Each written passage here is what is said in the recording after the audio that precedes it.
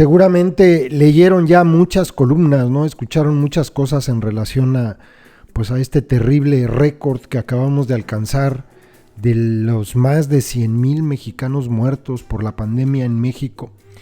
Pues créanme que, bueno, igual yo también he leído muchas cosas y he escuchado muchas cosas. Escuché a Gatell con sus últimas tonterías y la verdad es que da mucha pena el tipo este. Por aquí le subí el video de ayer cuando dio la cara por fin, ¿no? Y lo hizo para justificarse y para regañarnos otra vez. Bueno, pues de todo esto me parece que esta columna de Jorge Volpi es la mejor que he leído. Contar minuciosamente las muertes e infecciones por COVID es la única manera de saber qué medidas tomar para frenarlas, porque ya ven que no le gustó a López-Gatell que se cuenten y que se hable de esto. Y la columna, por el título, ¿no? ¿Cuántos? No contar a los muertos, no repetir una cifra, no escandalizar, no regodearse con la insospechada dimensión de la catástrofe. El funcionario responsable de diseñar la estrategia contra la pandemia en México quizá tenga razón en este punto, aun si se ha equivocado en tantos. No habría solo que contar a los muertos, sino pronunciar sus nombres, repasar sus vidas, saber cómo y en qué condiciones han muerto, aprender de lo que les ha sucedido.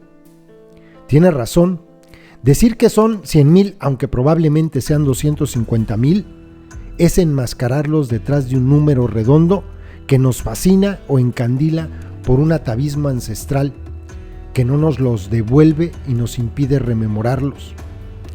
Solo que contar muertos y casos, 1,000,000 que acaso sean muchos millones, es justo lo que él y la institución a su cargo han debido hacer desde que empezó la pandemia, puesto que es el único modo de saber qué nos ocurre y qué medidas tomar para frenar o disminuir contagios y fallecimientos. Sí, tendríamos que honrar las vidas perdidas, en mi caso, la más cercana hasta el momento, la del poeta Sandro Cohen, y no dejar que sean un grano de sal que se pierde en la tormenta, pero la mejor manera de hacerlo es justo contando minuciosamente muertes e infecciones para tener un panorama certero que nos permita desplegar las herramientas para acotarlas. Porque si no contamos, si nos resistimos a contar, si contamos sesgadamente o contamos solo cuando nos conviene, como se ha hecho en México a lo largo de estos arduos meses, seguiremos a ciegas, titubeando, trastabillando, errando una y otra vez, tanto en el diagnóstico como en las acciones ante esta enfermedad que no da tregua. Y por desgracia, la estrategia seguida en nuestro país, y solo moderada en la capital, ha sido justo la de no querer contar fielmente, la de resistirse a tener números precisos. Pasado este tiempo, aún no tenemos explicaciones de esta estrategia indefendible.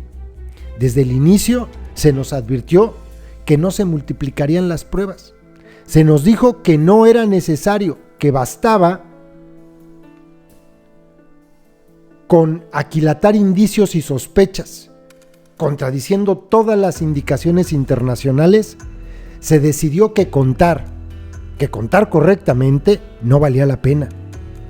Bastaba con adivinar, con predecir a partir de unos cuantos datos, siempre, eso sí, alegando criterios técnicos, una de las expresiones favoritas de nuestro alto responsable, o perspectivas epidemiológicas que nadie en el mundo sigue. Y así llegamos a estas cifras espeluznantes que el gobierno nos pide que no difundamos y no enfaticemos. Las cifras de una catástrofe inaudita que día tras día, desde que inició la pandemia, se minimiza o se soslaya. México, es cierto, no es el único país que ha tomado medidas equívocas o contradictorias. Tampoco sus dirigentes han sido los únicos que han menospreciado la amenaza o se han resistido a respuestas más drásticas. La pandemia tomó al orbe entero desprevenido. Por doquier ha habido fallos. La pandemia ha sido este 2020 un lento y penoso aprendizaje.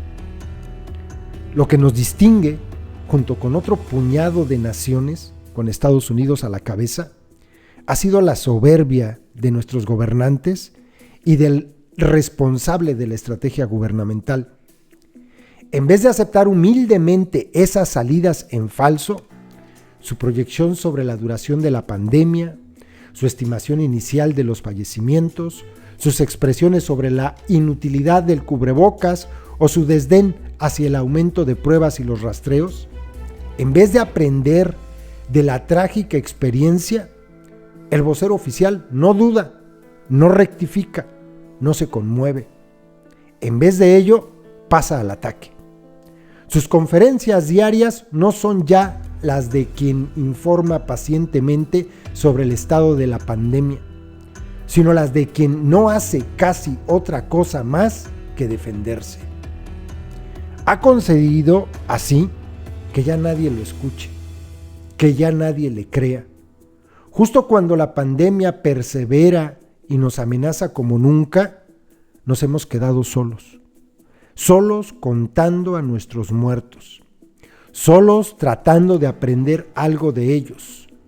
Solos tratando de barruntar el futuro y de traspasar el duelo mientras Él nos ordena, jactancioso, que ya no contemos. Qué fuerte. Son vidas. Y al infeliz que está ahí en esas conferencias de las 7, le molesta que se diga cuántas son. Muy buena columna. Saludos, compas.